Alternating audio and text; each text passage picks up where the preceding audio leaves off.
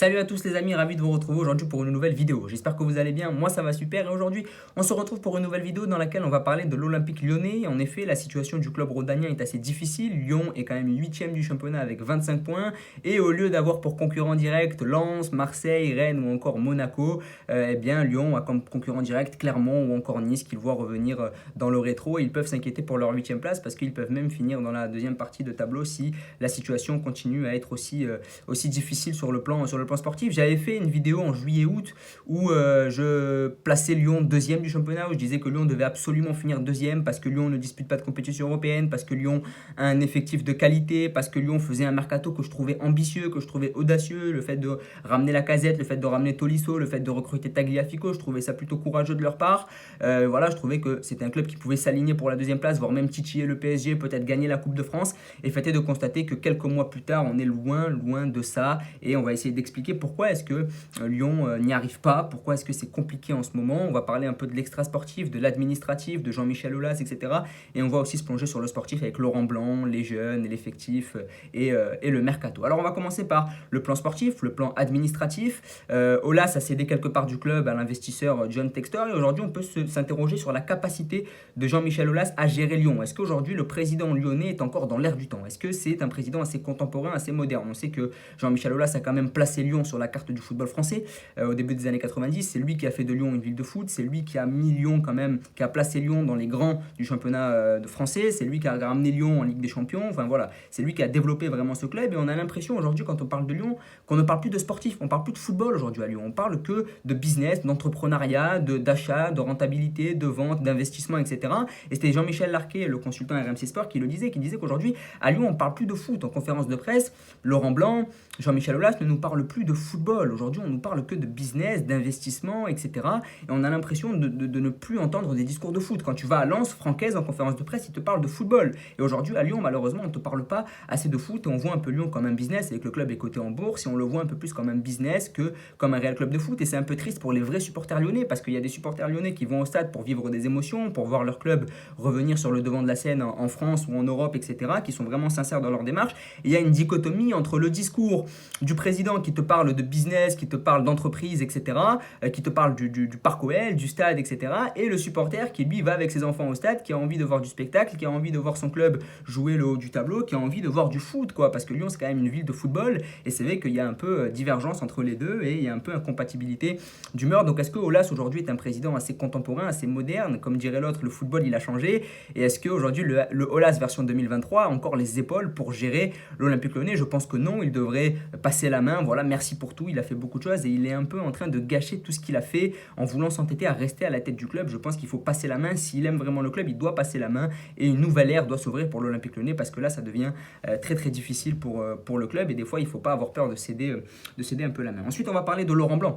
L'arrivée de Laurent Blanc qui est arrivé au club en octobre dernier, c'est vrai que même si sur le papier, ça a l'air excellent comme choix, c'est vrai que Laurent Blanc, ancien sélectionneur de l'équipe de France, ancien coach du PSG, ancien coach de Bordeaux, qui a eu beaucoup de succès dans sa carrière, qui est champion du monde 98, et c'est vrai qu'au niveau de l'image, au niveau du marketing, c'est bien de ramener Laurent Blanc, mais je pense que c'est un choix qui n'est pas vraiment recherché, c'est un cadeau empoisonné. Tu as vu que Laurent Blanc était libre sur le marché, tu t'es dit bon, on va sauter sur l'occasion et on va pas vraiment travailler pour chercher un coach un peu plus moderne, un peu plus jeune, que les gens connaissent peut-être un peu moins. Je pense que Longoria, par exemple, vous allez dire que je me jette des fleurs, que je fais des louanges à mon club, mais Longoria a pris le risque de prendre Tudor, un entraîneur jeune qui n'était pas vraiment connu, etc.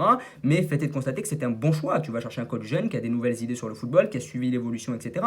Là, aujourd'hui, Laurent Blanc, on a l'impression qu'il est dépassé. Laurent Blanc, c'est un coach d'un autre temps. Quand il coachait le PSG, il y a encore 6, 7, 8 ans, c'est d'ailleurs le dernier club européen qu'il a coaché, ben voilà, c'était quand même il y a 6, 7, 8 ans, et le football a beaucoup évolué, le football fluctue, et on a l'impression, quand tu l'écoutes en conférence de presse, qu'il est plus vraiment dans l'air du temps. Il est plus vraiment, il ne comprend plus vraiment les enjeux du football actuel, il n'a pas l'impression que les équipes aient évolué, et on n'a pas l'impression qu'il soit vraiment dans le discours actuel, même auprès de la nouvelle génération. On sait qu'il y a beaucoup de jeunes à Lyon, d'ailleurs on va en parler après. Est-ce qu'aujourd'hui Laurent Blanc arrive à parler à la nouvelle génération? Laurent Blanc est un homme d'un autre temps. Voilà, c'est comme ça, il a pas vraiment, il a du mal à parler avec la jeunesse, etc. C'est un coach qui est quand même plutôt âgé, qui coachait il y a quelques années, il y a 6, 7, 8 ans, même Bordeaux, ça remonte à il y a quand même 13, 14 ans.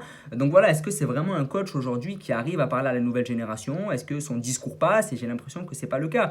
Et il a aussi perdu Jean-Louis Gasset, c'est que Jean-Louis Gasset était quand même son adjoint, c'est lui qui arrivait aussi à faire le pont entre Laurent Blanc et les joueurs, c'est lui qui jouait un peu le rôle d'entremetteur, même l'entraînement c'est lui qui l'organisait, etc.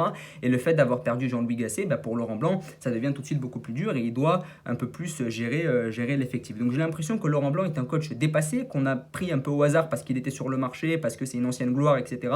Et on n'a pas vraiment recherché d'autres entraîneurs, on l'a pris plus pour l'image, le storytelling, le marketing, pour dire regardez, on a ramené Laurent Blanc. Alors que dans les faits, à l'instant T, est-ce que Laurent Blanc est fait pour un club comme Lyon où il y a beaucoup de jeunes, sachant que lui c'est quand même un ancien du football, etc.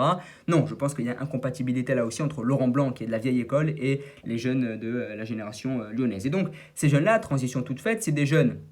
Il y a beaucoup de jeunes à l'Olympique Lyonnais qui sont formés au club. Lyon dispose d'un excellent centre de formation. Il y a Loukeba, il y a Cherki, il y a Gusto, il y a Cacré. Le Penant n'est pas formé au club, mais il est arrivé l'année dernière. Mais est-ce que vous avez vraiment l'impression, quand on regarde ces jeunes, que c'est des jeunes qui sont à la hauteur de Lacazette, de Tolisso, de Umtiti, de Benzema, de Ben Arfa, si on remonte les générations d'avant? Est-ce que vous avez vraiment l'impression que le centre de formation lyonnais aujourd'hui fournit autant de qualité qu'avant? Non, j'ai l'impression que le centre de formation de Lyon est moins qualitatif qu'avant. Certes, Loukeba est une valeur sûre. Je pense qu'il fera une belle carrière et c'est une des seules valeurs sûres de l'Olympique Lyonnais sur les dernières années, mais est-ce que quand vous regardez Loukeba, vous vous dites c'est du niveau de Badiachil, c'est du niveau de Saliba, c'est du niveau de Konaté? Non, certes il est plus jeune, mais quand je regarde Loukeba jouer, je ne suis pas transcendé, je me dis pas waouh, c'est un talent générationnel. Non, voilà, Cherki est peut-être le seul qui a beaucoup de talent et qui a peut-être un énorme avenir, mais là aussi, il a du mal à passer un cap supplémentaire. Je pense qu'au niveau du comportement, c'est aussi plutôt compliqué, mais quand vous regardez Gusto, vous vous dites pas Gusto, ça va être un joueur de classe mondiale. Cacré est un très bon joueur qui a fait des très belles choses sous le maillot lyonnais, notamment en Ligue des Champions il y a quelques années, mais est-ce que quand vous regardez Cacré, vous vous dites dans 5-6 ans ça peut jouer au Real ou au Barça? Non.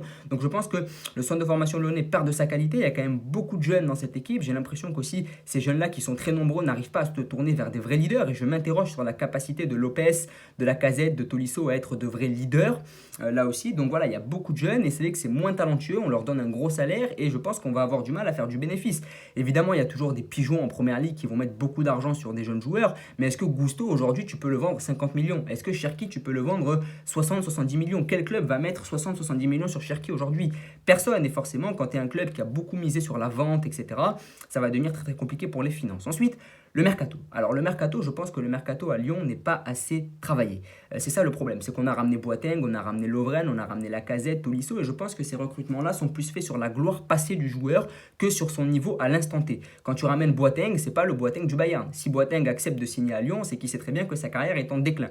Et ce joueur-là, qu'est-ce qui va se passer? Tu vas lui donner un énorme salaire qui va te plomber ton économie, et forcément ça va être très très dur ensuite à gérer, parce que Boateng aujourd'hui tu vas le revendre à personne. Boateng aujourd'hui personne va vouloir de lui. Lovren c'est la même chose, et c'est des choix qui sont pas assez travaillés. Là aussi on les fait sur l'image, sur le storytelling, pour dire regardez, on prend un vice-champion du monde avec Lovren qui a été en finale de Coupe du Monde il y a 4 ans. On prend Boateng, champion du monde. On ramène Lacazette, Tolisso qui sont des anciennes gloires du club.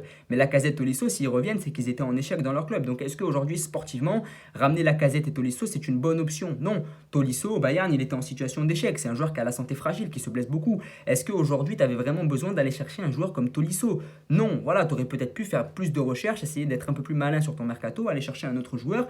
Et en fait, on a l'impression que le mercato n'est pas travaillé. On ramène des anciennes gloires du club pour le storytelling, l'image. C'est-à-dire qu'avoir une charnière centrale Lovren Boateng, c'est très bien sur le papier.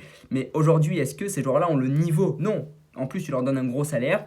Et donc forcément, ça te plombe complètement. Donc le mercato n'est pas assez travaillé. C'est l'image, le storytelling, le marketing plus que le sportif. Et je m'interroge, je me dis, et je trouve ça bizarre, l'OL a quand même un effectif de qualité. T'as Lacazette, t'as Tolisso, Lovren, ça reste quand même un joueur de qualité. T'as des bons jeunes, Gusto, Loukeba, Cherki, c'est quand même des joueurs. Même Cacré, c'est des joueurs qui en Ligue 1 peuvent quand même t'amener à la 3e, la 4e place, voire même la 2e place. Donc c'est vrai qu'il y a un problème. Si tu vois qu'avec cet effectif-là, Lyon n'arrive pas à être 2e, 3e, 4e, c'est qu'il y a un problème beaucoup plus structurel qui ne relève pas que du football. Parce que, encore une fois, Lyon a quand même un très très bel effectif. Et je me demande comment est-ce que tu peux perdre contre Clermont quand tu as un si bel effectif.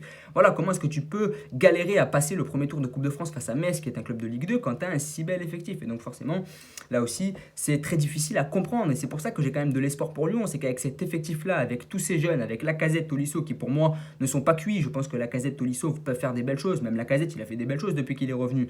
Je pense que c'est pas terminé. Maintenant, il faut que Olas cède complètement la main. Voilà, il faut qu'Olas quitte le club et laisse Textor insuffler un vent nouveau à cette équipe. Je pense qu'il faut aussi ramener un nouveau coach. Je pense que Laurent Blanc, c'est pas une option. Même si aujourd'hui tu vires Laurent Blanc et que tu ramènes quelqu'un d'autre, tu auras toujours les mêmes problèmes. Le problème, il est structurel. Mais je pense que ce serait une première étape que de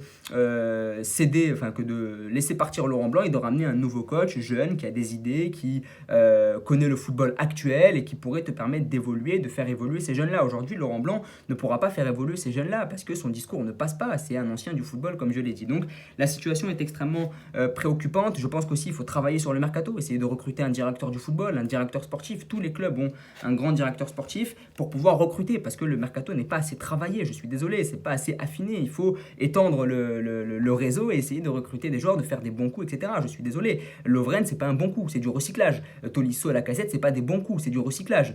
Ils ont même failli faire revenir Umtiti l'été dernier. Donc voilà, j'ai l'impression qu'il n'y a rien qui est travaillé vraiment. Tu vas chercher Laurent Blanc parce qu'il est sur le marché, que c'est une ancienne gloire. Lacazette, Tolisso parce que c'est des anciennes gloires aussi. Le storytelling, le marketing, l'image. L'OL est un business. Et j'aimerais que l'OL redevienne un club de football quand même.